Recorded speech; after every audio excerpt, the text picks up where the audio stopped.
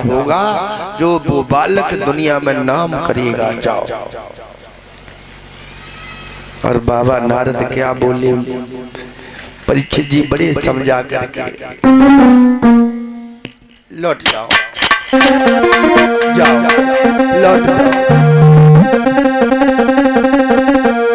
तेरे गोदी में ललाई की आए जाएगा घर, लौट जाइयो गोदी में।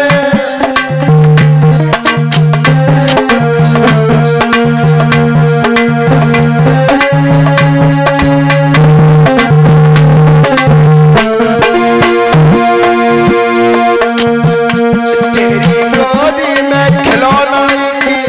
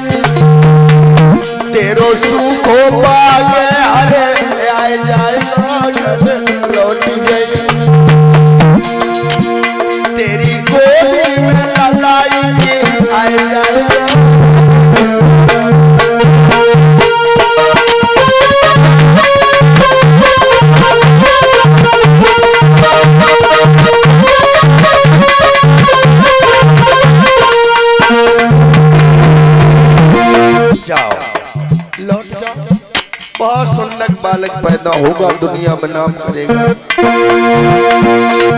करे को लौट जाना तेरे बालक अवतार।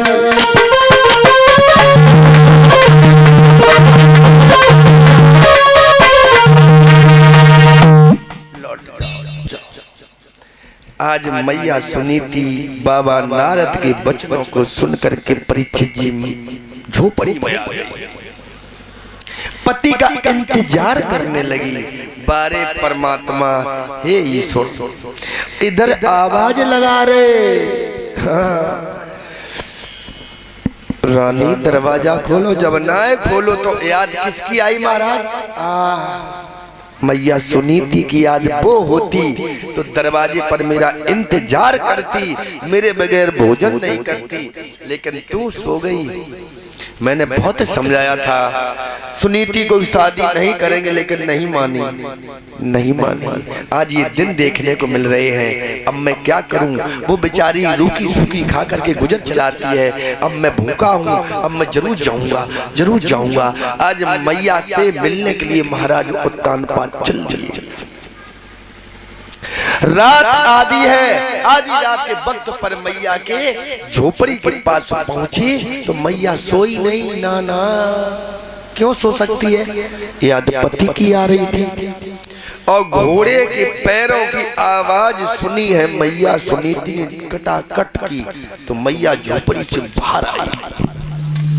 हमें लगता है कोई मुझे मारने के लिए आ रहा है।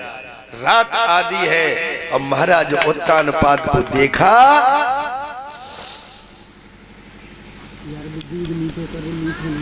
रात आधी तुम क्यों आए? क्या कारण है? बोलो ना। महाराज की आंखों में आंसू बहने लगे। रानी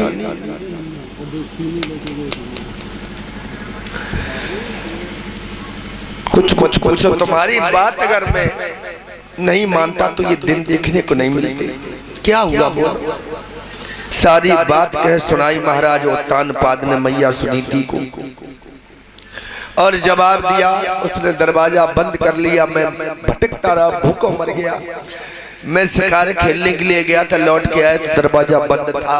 तुमने बहुत बुरा हाल करवाया हमारा। मैया भी रोने लगी, महाराज उत्तानपाद भी रोने लगे। मैया ने वहां पकड़ी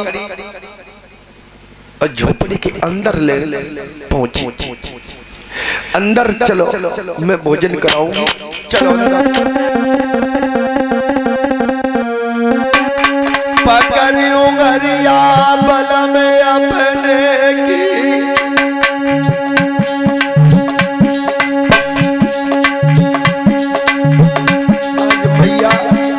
हाथ पकड़ा।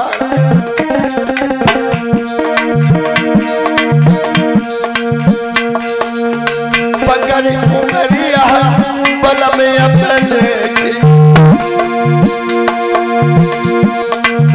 मैया चली है आगे दीवार।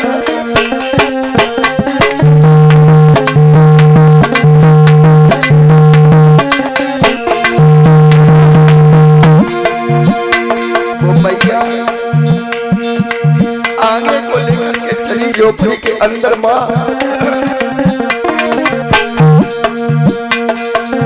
सीढ़ियाँ ले गई टूटे खंडोला पे अजयपुर। अरे मैया आज मैया टूटे खटोले पर बिठा लिया। जो की रोटी नमक से लोटा भर के पानी दे।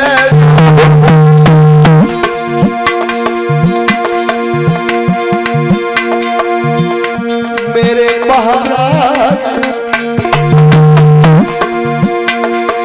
सीताराम और झोपड़ी में ले गई।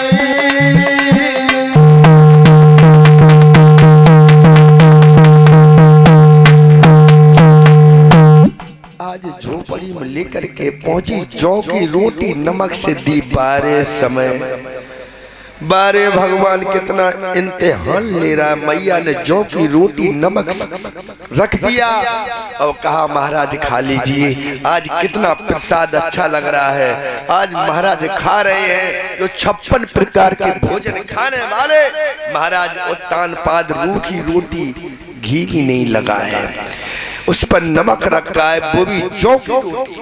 अब बड़ा अच्छा लग रहा है। बड़े प्रेम से खा रहे। मैया के आंखों में आंसू बह रहे हैं। बा आज मैं भोजन क्या करा रहा हूँ। आधी रात हो चुकी है, कुछ खाने के लिए नहीं है। टूटा खटोला है, उसी पर महाराज उत्तान पाद लेट गए और मैया सुनीति भी लेट गई। पति पत्नी दोनों लेट गए। लेट जाने के बाद 4 बजे तक महाराज उत्तान पाद उस झोपड़ी में रहे परीक्षित जी। और 4 बजे घंटे वाले ने घंटा बजाया।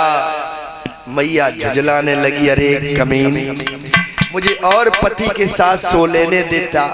तू तो घंटा बजाने लगा, मेरे पति चले जाएंगे, अब हम क्या करेंगे, वो नहीं रुकेंगे। मैया झुझला रही है। महाराज उत्तान पाद ने देखा सवेरा हो गया। महाराज ने कहा रानी अब मैं जा रहा हूँ, वो नांगन घर में है, मुझे खा लेगी, मुझे जाने दो। देखिए कितना डर, कितना सौत का डर, दूसरी पत्नी का कितना डर। कहने लगे मुझे जाने दो, सुबह हो गई, नहीं तो वो हमें जिंदा नहीं छोड़ेगी। आज मैया बिलक बिलक रोने लगी। महाराज जा रहे हो? हाँ जाने दो। मैया ने पैर छुए और रोने लगी। जब चले तो महाराज उत्तान पाद से बोली सुनो थोड़ी और रुक जाओ, थोड़ी देर और रुक जाएंगे आप तो मेरा दिल भर जाएगा। महाराज बोले नहीं रानी मुझे जाने दो, समय नहीं है, सुबह हो गया, वो जाग जाएगी, मुझे जाने दो। हाँ सही क्या बोली। जरा देर ठहरो और अब तो क्या नहीं है। महाराज जरा देर ठहरो और अब तो क्या नहीं है, क्योंकि अभी मैंने जी भर के देखा।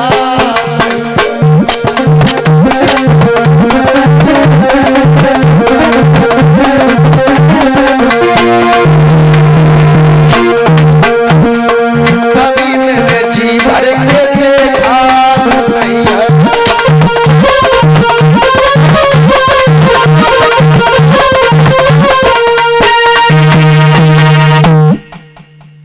रुक जाओ महाराज। महाराज बोले नहीं रानी नहीं, घोड़े पर सवार होकर के जब पहुंचे तो परीक्षित जी क्या देखा कि दरवाजे पर खड़ी है। कौन? दूसरी रानी सुरची। और जो देखा जवाब दिया, ठहरो, वहीं रुक जाओ। तुम रात में कहाँ रहे? रात में कहाँ रहे? बोलो, तुम रात भर कहाँ रहे? देखिए दरवाजा नहीं खोला। और जब रानी की याद आई तो वो वहां पहुंच गए। लेकिन महाराज बोले, रे जब हम रात में आए तुमने दरवाजा नहीं खोला और तुम कह रही हो कहाँ रहे? आज सुरची बोली, तुम रात सोते घर रहे, जान ले भले रही समझ आई, और बादल की कर ले याद कसमों मेरी खाई। तुमने कसम खाई थी सौत से हम नहीं मिलेंगे, लेकिन तुम रात में सौत कर रहे।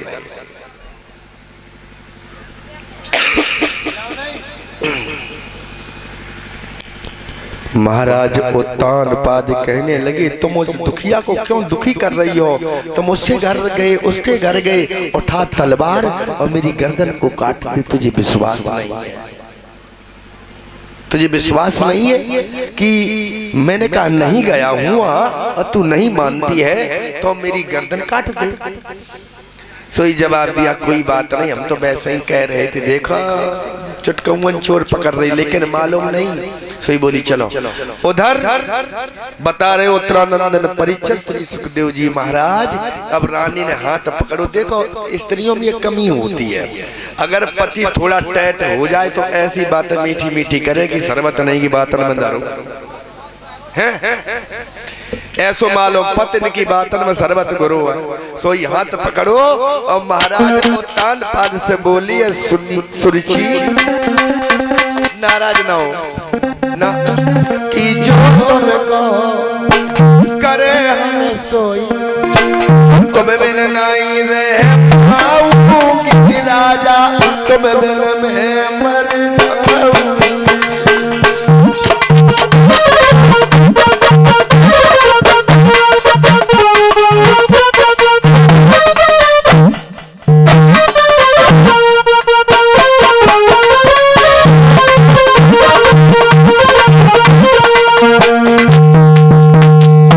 नाराज हो गए हो? अंदर चलो महाराज, अंदर चलो।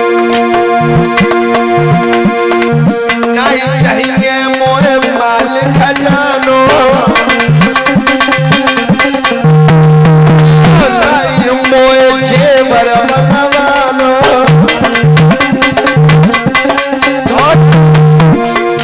करो ऐसे आराम मेरे संग,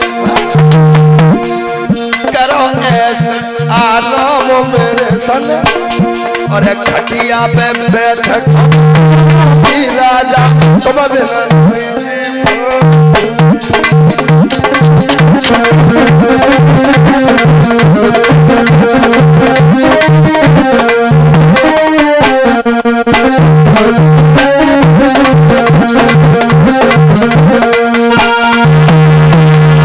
उत्तरानंदन परीक्षित कहने लगे, श्री सुखदेव जी महाराज सुनो, उसी दिन मैया सुनीति गर्भवती हो गई और उसी रात सुरुचि भी गर्भवती हो गई। बारे प्रभु बोलिए गोविंद भगवान की।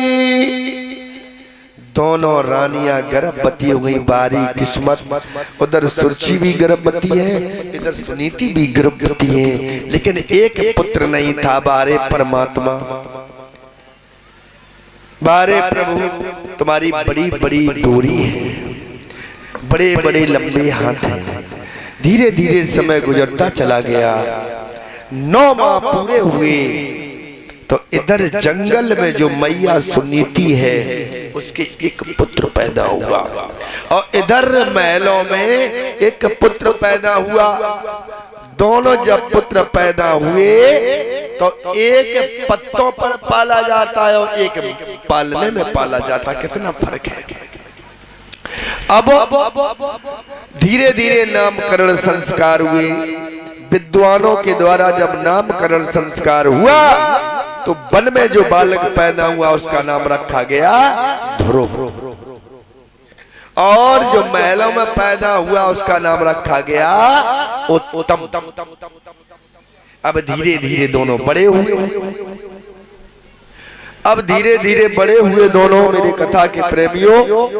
तो हुआ क्या, एक दिन उत्तम ध्रुव लेकर के पहुंचा, जवाब दिया मेरे घर चलो भैया, तुम खेलने के लिए नहीं जाते हो।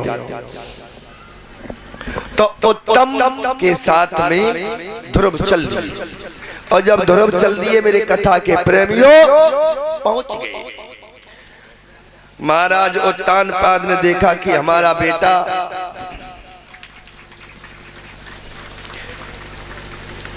बेटा ध्रुव आ रहा है। देखिए पहला बच्चा,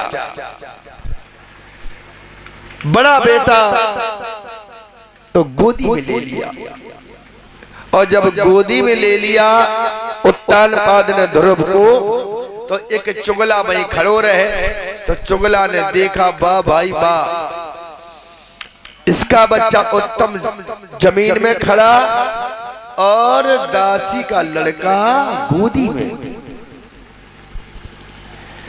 अरे इसी बीच में सोनू राजपूत खेरा से ये 51 पुष्प मुद्राएं भगवान के दरबार में भेंट दे रहे हैं, और हमारे सभी साथियों को भी 51 रुपए ठाकुर जी के चरणों में भेंट दे रहे हैं। ये हमारे भनज दमान है, ये बहुत अच्छे हैं, और इन्हीं ने खैर बड़ी कोशिश करी और हमें सबके दर्शन करवाए दे। हमारे महाराज जी के जितने लोग बैठे हैं सभी के दर्शन करवाए। मैं बहुत इनका बड़ा आभारी हूँ, और भगवान से विनती करता हूँ धर्म की उड़ान बढ़ते रहे, समाज में सम्मान मिलता रहे, और ठाकुर जी की कृपा से इन पर भगवान की बसुरिया लहराती रही, आशीर्वाद है। बोलिए गोविंद गोविंद भगवान की। तो इधर हमारे जब गोदी में ले लिया, लेकिन एक बात और परीक्षित जी बता दें,